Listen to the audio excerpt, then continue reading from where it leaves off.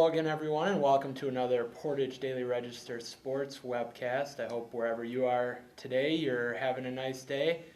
Travis, this past Saturday, you had an opportunity to witness a pretty special game over at Portage High School. Why don't you talk a little bit about that game? Yeah, it was Reedsburg boys basketball came to town to play Portage, and Reedsburg's led by Chad Mazur, a senior sharpshooter, and he was on Saturday afternoon against Portage. He ended up pouring in 51, which it was a pretty amazing performance when you think about it.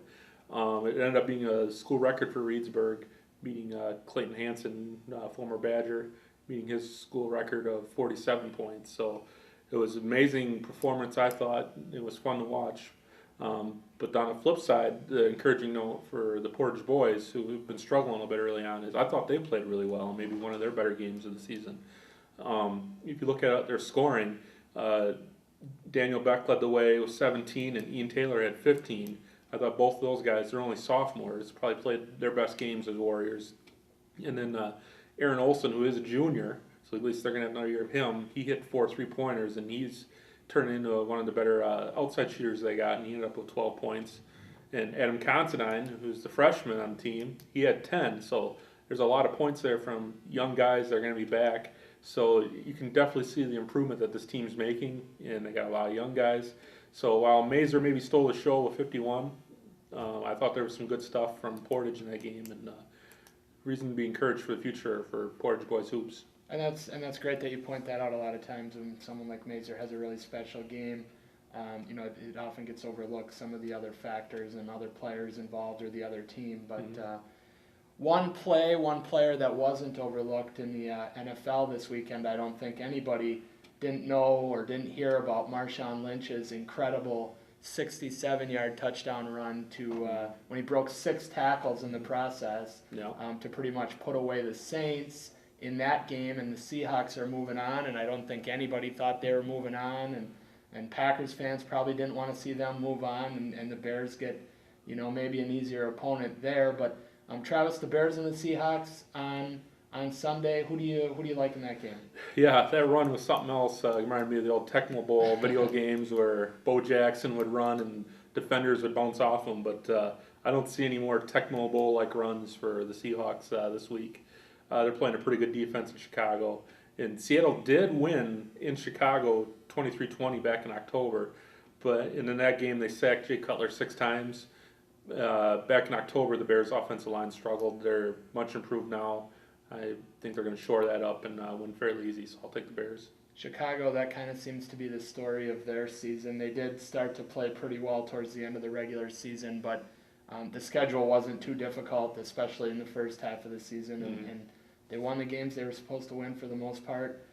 I do like Seattle's chances again to compete in this game, but I'm also going to pick Chicago to win this one and move on to the NFC Championship game for the first time since the 2005 season when they went to the Super Bowl.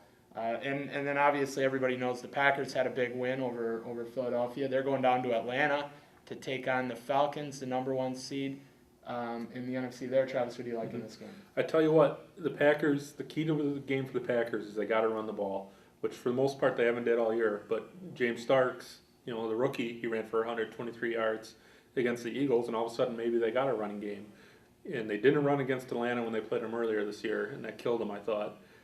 But if you look at that game, they probably should have won the game. They had a turnover by Aaron Rodgers at the goal line, and he had a big day passing, threw for like 340 yards, and almost won the game. So if they can get rid of the turnovers, run the ball a little better, I think that they can win. And that's why I'm picking them to win in a close game. I hope I'm right. We'll see what happens, but I'll give the Packers to win on a late field goal. I agree mostly with your point that the Packers can't turn the ball over on Saturday.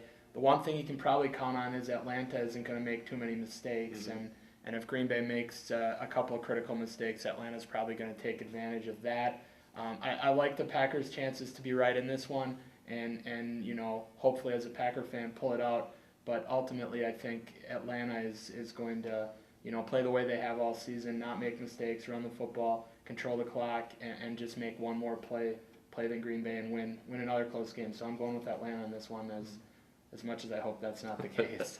Over in the AFC, I don't think you could draw up 2 better matchups, more intense matchups. more intriguing matchups for fans.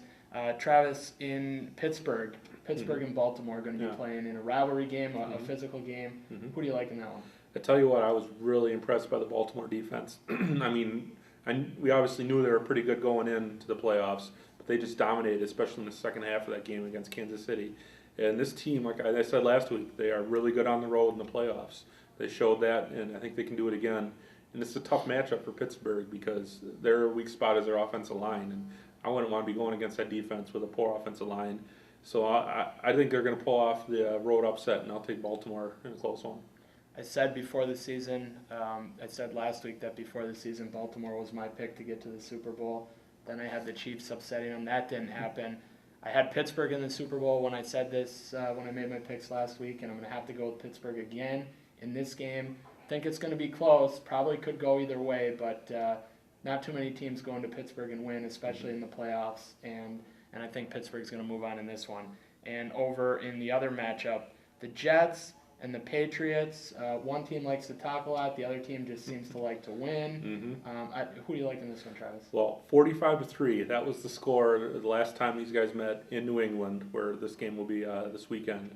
And I think it's going to be another blowout, just for the very reason you said. The Jets just like to talk and talk, and in New England just goes out and plays and wins. And that 45-3 whooping that they put on them, it sticks in my mind, and I think it's maybe not going to be that lopsided this time, but I still think they're going to win pretty easy, so I'll take the Patriots. I don't have a very good reason for picking the Jets, but I'm going to pick the Jets in this one. Like I said, I don't really have a good reason. I think they're going to find a way to make the corrections to come back from that blowout. And I thought all season that New England wasn't quite as good as their record, which is, I guess, hard to make a convincing argument for when, Tom Brady is the quarterback there and they have arguably the best coach since Vince Lombardi. But I didn't think they were as good as their record all season, and I think the Jets are going to find a way to get up for this one and win. One thing to pay attention to, the Jets really make a living running the football, and it just was mentioned today that Damian Woody, one of their outstanding offensive linemen, out for the season with a torn Achilles. So that might hamper the Jets' running game, and obviously would give the Patriots a better chance to win. But I'm going with the Jets in this one. Still going with the Steelers to win to get to the Super Bowl over the Jets next weekend.